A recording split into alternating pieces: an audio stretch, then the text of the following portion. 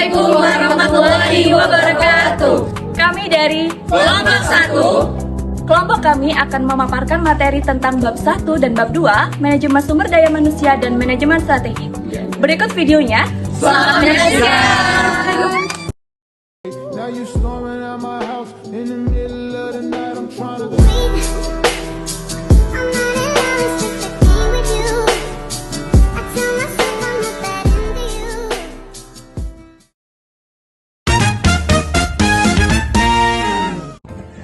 HRM Human Resource Management atau MSDM Manajemen Sumber Daya Manusia. Ini bagaimana nih kita melihat orang-orang dipekerjakan, dikelola, ataupun dikembangkan di dalam suatu organisasi. Nah, SDM itu sendiri muncul pada tahun 1980-an, di mana dengan filosofi bagaimana sih sebenarnya orang-orang ini dikelola.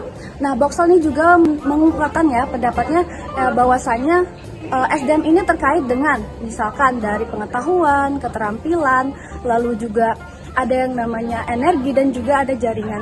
Selain itu juga ada hal-hal yang mendasar nih, seperti misalkan fisikal, emosional, intelektual, emosi, dan juga motivasi nih dari diri seseorang. Selain itu juga sebenarnya ya banyak sekali kritik nih dari istilah SDM itu sendiri.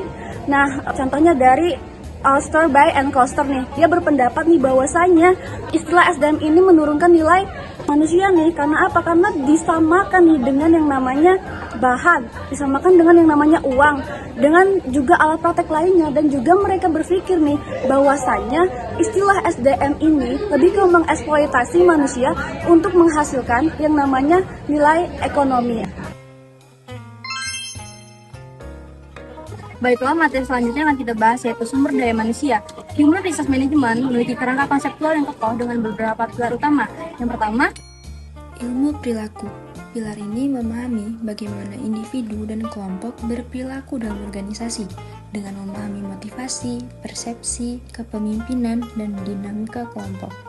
yang kedua, Manajemen strategis. Pilar ini menghubungkan human resources management dengan tujuan organisasi secara keseluruhan. Upaya memastikan bahwa strategi, struktur, dan juga prosesnya selaras dengan tujuan organisasi dan membantu mencapainya. yang ketiga, Manajemen sumber daya manusia. Pilar ini berfokus pada pengelolaan karyawan secara efektif, termasuk perekrutan, pelatihan, pengembangan, kompensasi, dan manajemen kinerja. dan yang terakhir, Hubungan industrial. Pilar ini fokus pada hubungan antara organisasi dan karyawannya, termasuk serikat pekerja dan perundingan bersama. Human Resources Management harus membangun hubungan yang positif dengan karyawan dan serikat pekerja untuk menciptakan lingkungan kerja yang produktif dan harmonis. terdapat dua karakteristik Human Resource Management. Menurut Michael Burden Salzman menyatakan bahwasanya Human Resource Management itu harus memiliki dua karakteristik. Yang pertama, manajer ini menerima lebih banyak tanggung jawab untuk memastikan keselarasan strategis yang kompetitif dengan kebijakan Human Resource Management. Dan yang kedua, Human Resource Management mempunyai misi untuk menetapkan kebijakan yang mengatur bagaimana kegiatan Human Resource Management itu dapat dikembangkan dan juga diimplementasikan dengan cara yang membuatnya lebih saling menguatkan. Terdapat 3 dampak Human Resource Management. Yang pertama, bahwa praktik sumber daya manusia itu dapat memberikan dampak langsung pada karakteristik karyawan, seperti keterlibatan, komitmen, dan juga motivasi keterampilan. Yang kedua, apabila pegawai itu mempunyai karakteristik tersebut, besar kemungkinan kinerja organisasi itu juga akan meningkat. Dan yang ketiga, jika aspek kinerja organisasi tersebut meningkat, maka hasil keuangan yang dicapai organisasi itu juga akan meningkat. Sistem SDM, HRM dalam organisasi disampaikan oleh sistem HR. Sistem adalah serangkaian praktik atau aktivitas yang cocok dan berinteraksi untuk mencapai suatu tujuan. Dalam sistem SDM yang berfungsi dengan baik, bagian-bagiannya saling terkait dan saling mendukung agar tujuan SDM tercapai. Komponen sistem SDM. Aktivitas SDM yang dilakukan dalam sistem dapat dibagi menjadi 2 kategori besar. Yang pertama yaitu ada aktivitas transformasional seperti pengembangan organisasi serta perumusan dan implementasi strategi SDM. Kemudian yang kedua, ada aktivitas transaksional yang mencakup bidang utama penyediaan layanan SDM, sumber daya, pembelajaran, dan pengembangan penghargaan hubungan kerja dan kesejahteraan karyawan. Dengan mempertimbangkan lingkungan internal dan eksternal di mana organisasi beroperasi, sistem ini menggabungkan yang pertama, strategi SDM yang mendefinisikan arah yang ingin diambil oleh SDM dalam setiap bidang aktivitas utamanya.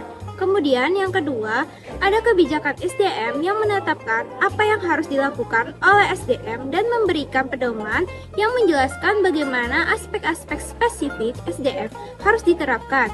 Kemudian yang ketiga, ada praktik SDM yang terdiri dari aktivitas SDM yang terlibat dalam pengelolaan dan pengembangan sumber daya manusia serta pengelolaan hubungan kerja.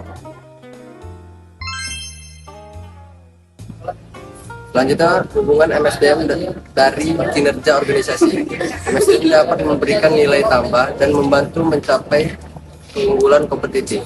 Banyak penelitian menunjukkan hubungan positif antara praktik MSDM yang baik dengan kinerja organisasi keuangan. Pengalaman karyawan dan interpretasi praktik MSDM mengkomunikasikan tujuan dari pelaku yang diinginkan organisasi kepada karyawan. Interpretasi dan respon terhadap praktik MSDM berbeda-beda pada setiap individu. Model AMO dan dampak MSDM. Model AMO, kinerja bergantung pada kemampuan, motivasi, dan kesempatan individu. Sistem kerja berkinerja tinggi, praktik MSDM yang meningkatkan keterlibatan, motivasi, dan keterampilan karyawan. Praktik MSDM dalam sistem kerja berkinerja tinggi HPWP, meningkatkan kemampuan, keterampilan, meningkatkan motivasi, meningkatkan kesempatan pemberdayaan. Baik, materi yang selanjutnya yaitu dimensi